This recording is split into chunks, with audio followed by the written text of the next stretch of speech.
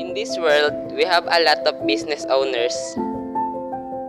A successful one because of their hard work, self-confidence, commitment, and many more. On this day, we ask to interview a business owner. Who strive hard to become a successful one.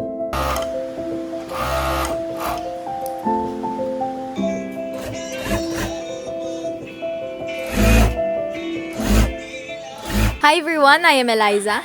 And I'm Trisha, and we are the Group 6 representatives.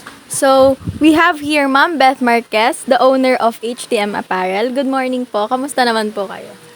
So far, okay naman. So good. And beautiful.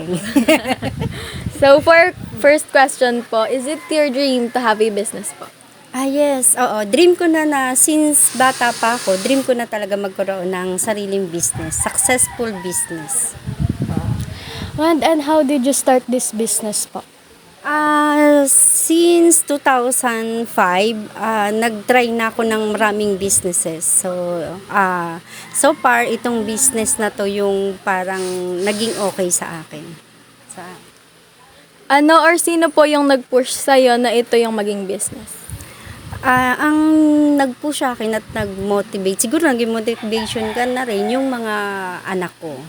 Kasi gusto ko silang mabigyan ng magandang future, maibigay ko sa kanila yung gusto nila. So, makapagtapos sila ng pag-aaral. So, ito yung parang naging motivation namin mag-asawa na mag-work hard, mag-business, maging successful para ma-provide namin financially yung dapat para sa kanila, sa mga bata. So, lahat talaga gagawin ng magulang para sa kanilang anak. Yes. Bakit ito po yung napili niyong business? Marami akong sinubukan, gaya ng sabi ko kanina, marami akong sinubukan na business. Kaya lang itong garments, ito yung parang naging successful. Dito ako naging successful or siguro alam ko kasi kung paano i-process lahat. Kailangan kasi pag nagbi-business ka, alam mo yung business na papasukin mo. Hindi po pwede yung magbi-business ka lang kasi gusto mo lang. Kailangan yung process ng business, alam mo mismo. Okay po, okay. Gaano po kahirap palaguin yung business na ganito? Kumbaga, ano po yung mga napagdaanan niyo po before? Sobrang hirap. Especially financially, dapat may capital ka. So, hindi totoo yung sinasabi nila na may 2,000 ka, magkakaroon ka na ng malagong business. Hindi totoo yun. So, far sa experience ko kailangan mo talaga na financially stable or may support ka financially para sa business na gusto mong gawin. Kasi kung hindi, wala ding mangyayari. How did you deal with failures po? Paano niyo po nalampasan yun? Siguro positive. Pray lang kay Lord talaga. Most of the time, nagpipray ako pagka may mga trials talaga. Tapos, kailangan positive thinking ka. Yun ang hindi mawawala sa'yo. Tsaka magpipray ka kay Lord. Kamusta na po yung business niyo po ngayon? So far ngayon, stable na. Kahit pa paano stable na siya. So, nakakapag-provide na kami sa lahat ng mga needs namin.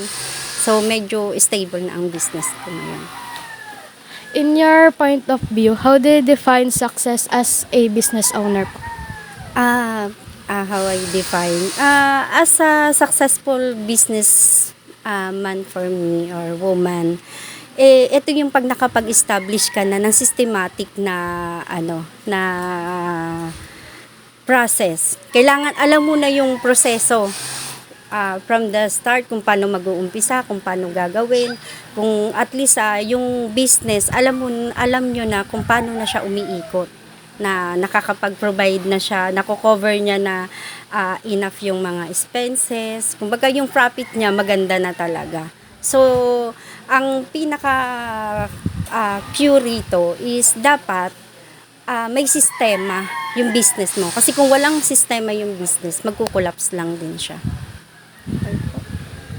Can you give a short advice for some who wants to become a business owner?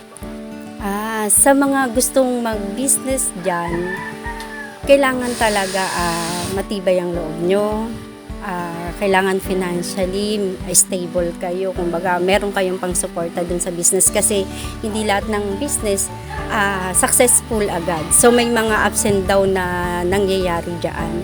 So, kung kailangan, alam nyo din, yung kagaya ng sinabi ko kanina, may sistema din dapat kayo, aralin nyo yung sistema ng business. At unang higit sa lahat, dapat yung business na papasukin nyo, alam nyo, hindi po pwede na magbi-business lang kayo kasi gusto nyo lang. So, dapat yung business, pag-aaralan nyo siya. Hindi po pwede na gusto ko lang magtayo ng cafe, pero hindi nyo alam naman pala yung cafe. 'Di ba? Kasi yun yung in. So, hindi siya ganon. Based sa experience ko, hindi pala talaga siya ganon. So, dapat, alam nyo kung paano nag-work yung business. So, alam nyo, kagaya ko, tahian, marunong ako manahi. Inaalam ko lahat kung paano siya yung mga machine, kung paano siya ginagawa, hanggang sa paggawa ng sample, hanggang sa, kumbaga lahat, yung buong business dapat alam mo. Kasi hindi mo siya pwedeng iasa sa mga tao. So, kailangan ikaw yung business owner, dapat alam mo yung process ng business. Thank you po, Ma'am Beth. And I am Eliza Margaret M. Janisha, and I'm with Trisha, and we are the Group 6 representatives.